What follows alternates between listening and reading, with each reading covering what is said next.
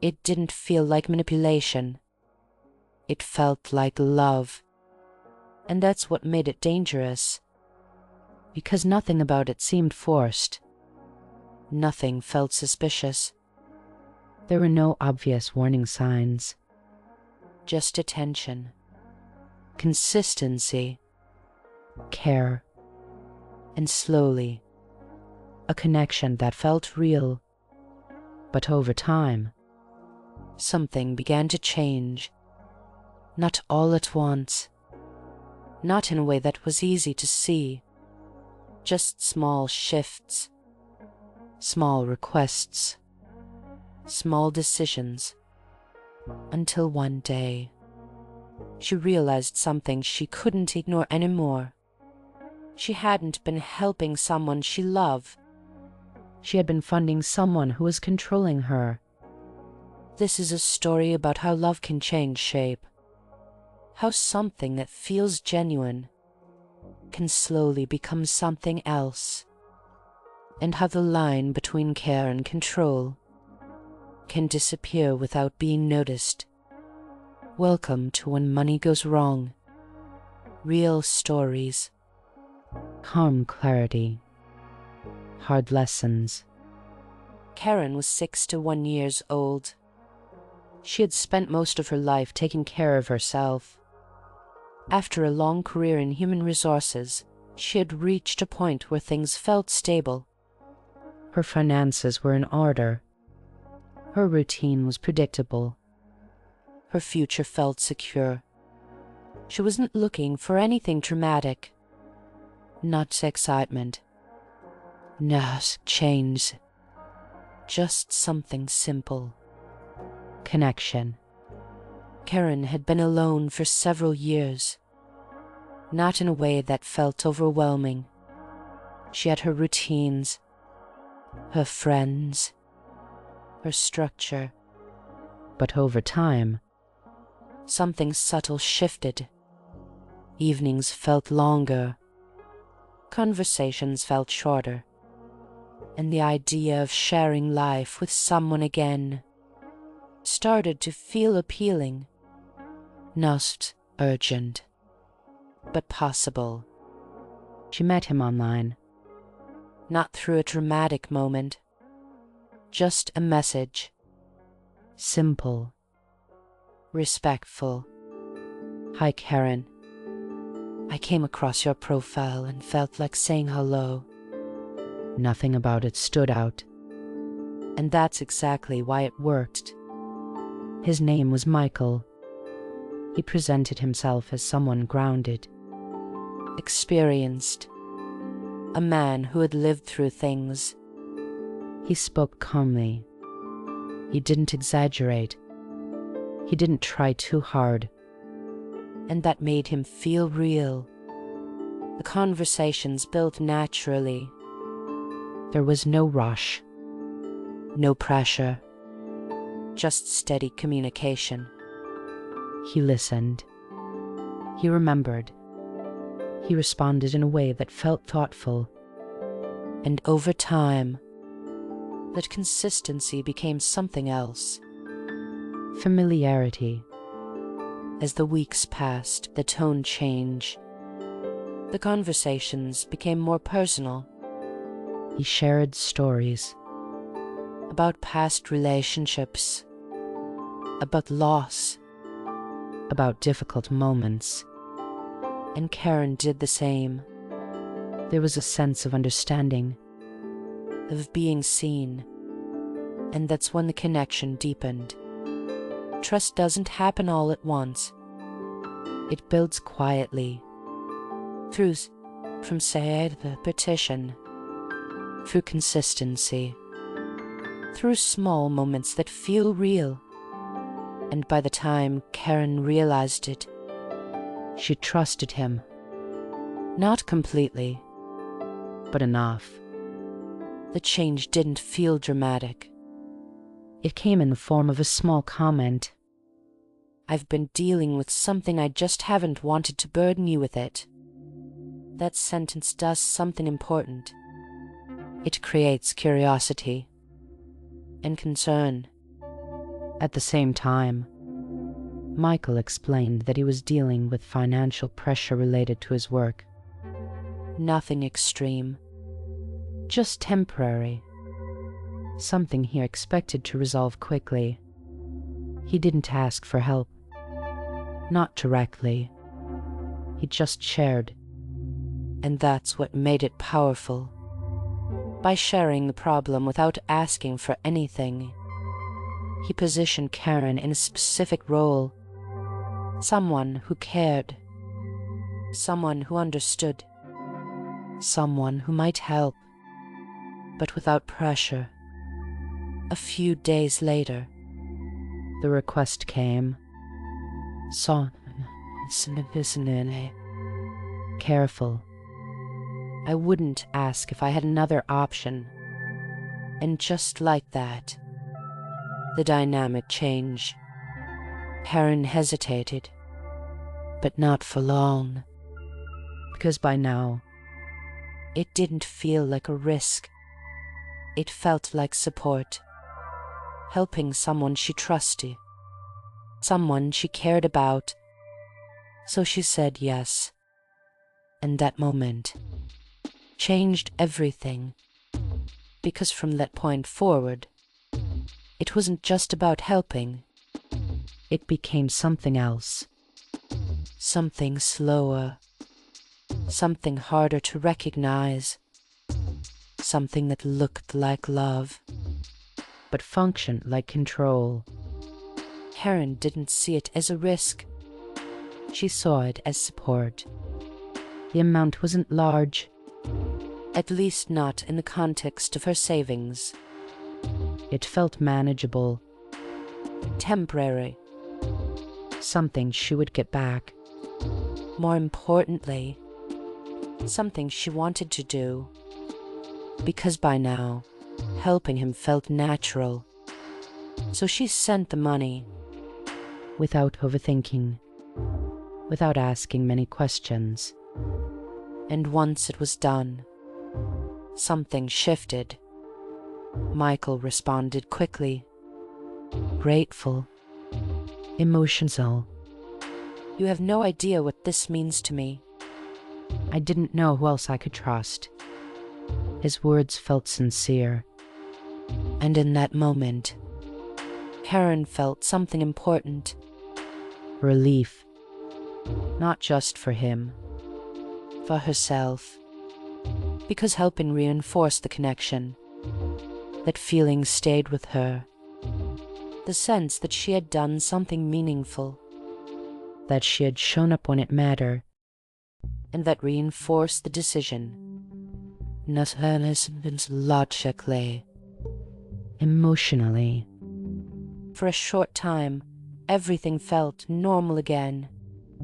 The conversations returned to what they had been. Light. Personal.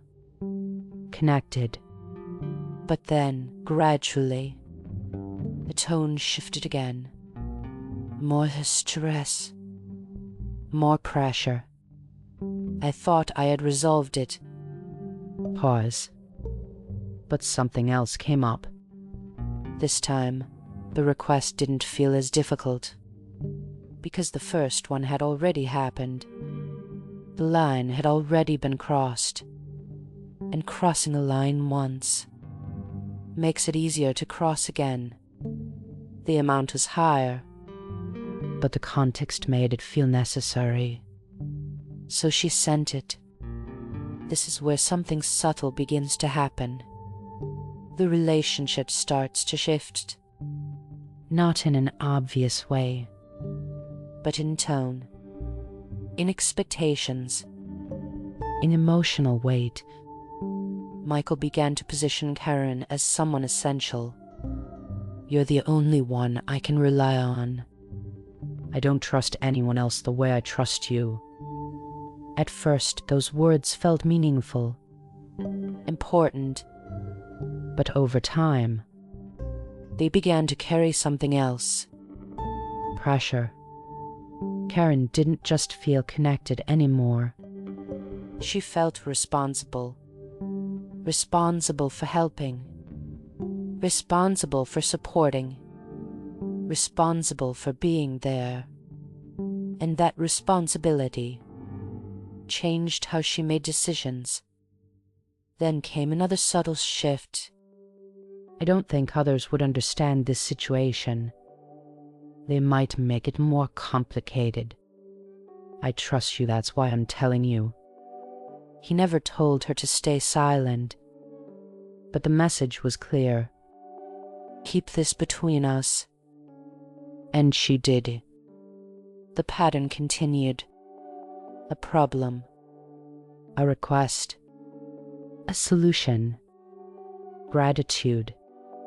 Then another problem. Each cycle slightly different, but structurally the same. And with each cycle, Karen became more invested.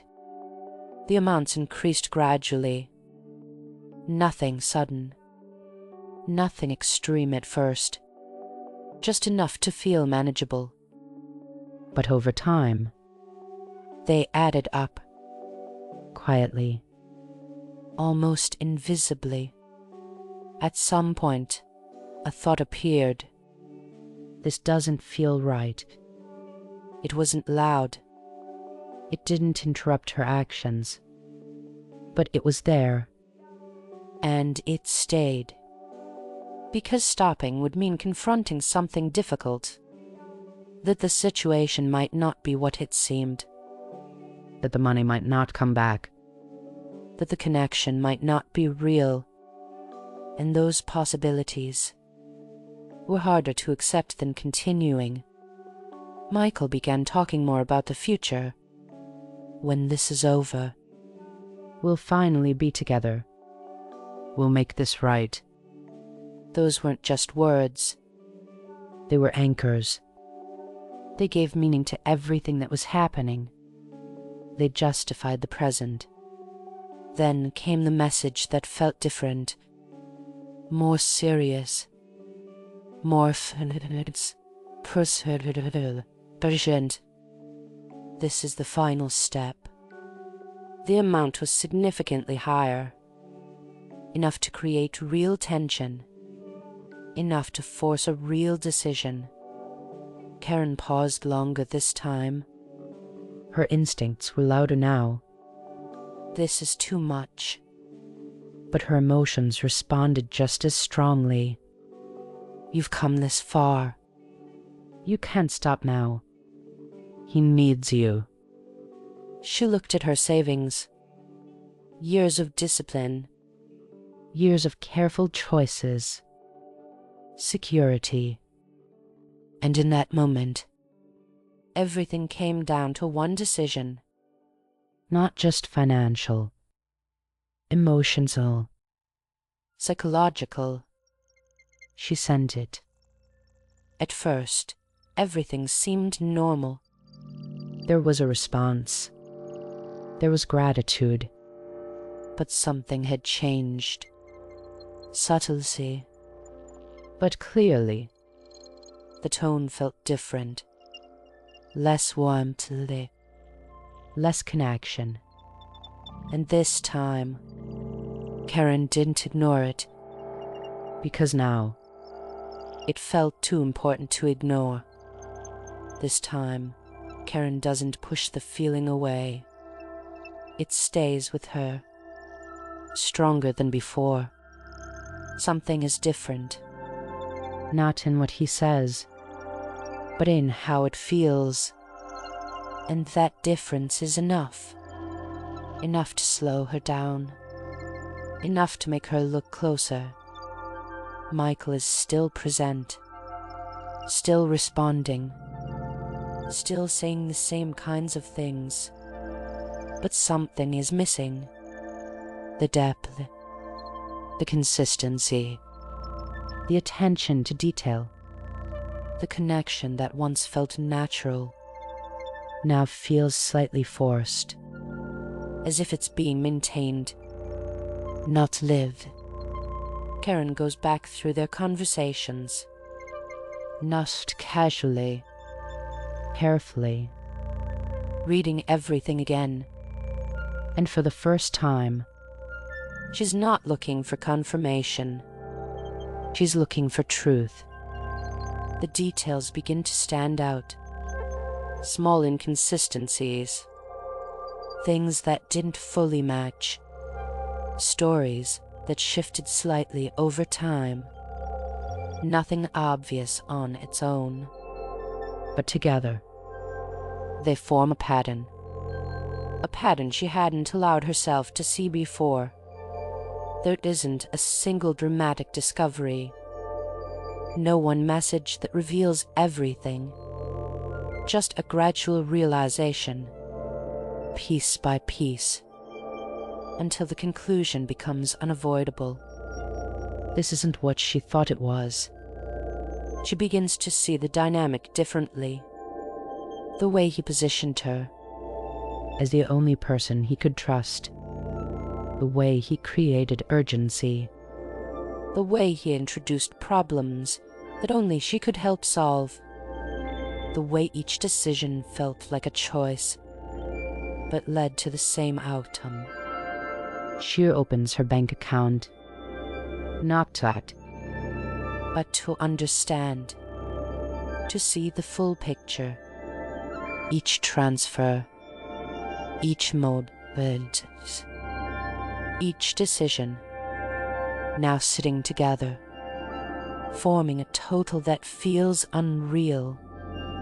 Money that once represented stability, now representing loss. The financial loss is significant, but the emotional impact is deeper. Because this wasn't just about money. It was about trust. The trust she gave. The belief she had. The confidence in her own judgment. Now all of it feels uncertain. The question repeats. Quietly at first. Then louder. How did this happen? It didn't happen all at once. It happened slowly. Through small decisions. Small moments. Small shifts. None of them felt significant at the time. But together, they led here. Because it was designed to feel that way. Attention. Consistency. Understanding. All the elements of a real connection, but used differently. Used with intention. Used to guide decisions. Love gives without pressure. Manipulation gives with expectation. Love creates space. Manipulation creates dependency. Love supports. Manipulation directs. And the difference between them is not always obvious in the beginning. Karen doesn't tell anyone right away. Not because she doesn't want to, but because it's difficult to explain, to admit, to process. So she sits with it, quietly, trying to understand how something that felt so real ended this way. The danger isn't always in what is obvious. It's in what feels right, what feels natural, what feels safe. Because those are the moments when we stop questioning. And once questioning stops, decisions become easier. The next time something feels almost perfect, but not completely, pay attention to that feeling, because the difference between love and manipulation is often just one small detail, and that detail is easy to ignore. This is when money goes wrong. Real stories, calm clarity, hard lessons,